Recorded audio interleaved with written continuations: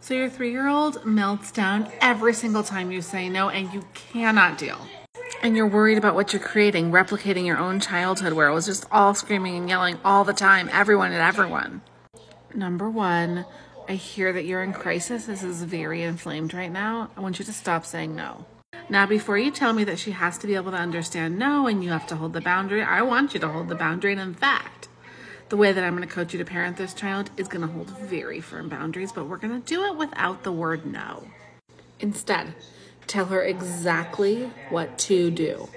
Now, when she's super dysregulated, like how you're describing, I want you to reduce words and think about body interventions, okay? That could be like going outside. It could be chewing ice. It could be squeezing tightly. As you just described, when you feel like you're losing it, no tool that I can give you is going to be supportive. You first have to get a hold of yourself.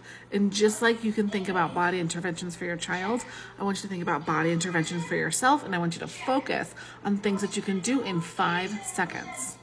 Because there's gonna be times, and it sounds like you're in these times, where you can't actually leave and go have a break. So 5 seconds, have a glass of water, chew some ice, rub your hands together, tap yourself, do a push-up on the wall, do 3 jumping jacks, sing your favorite song.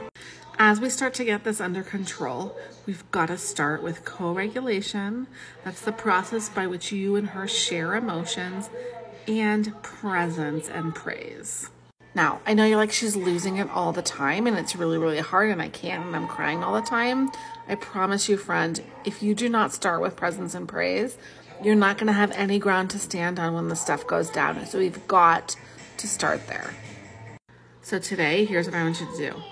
Take a bit of time, the afternoon, going on a walk, making dinner.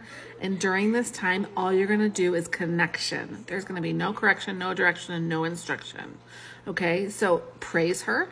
Use high quality praise. Don't say good job. Instead, I want you to say stuff like, wow, cutting tomatoes. There you go. Putting pasta in water. Ah, you're doing it.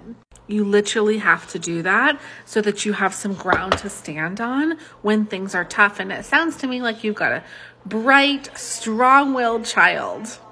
Next up, instead of saying no, say what you want her to do instead. So instead of saying, no, you can't do that, say, oh, now is Play-Doh or Legos. You can even use praise to kind of prime her forward through some of these trickier moments. I think my point here is you've got to slow everything way down. Make sure you're following along, because I make a lot of videos about these kind of everyday situations, like when you cut the toast wrong or look at her wrong. Follow for tips.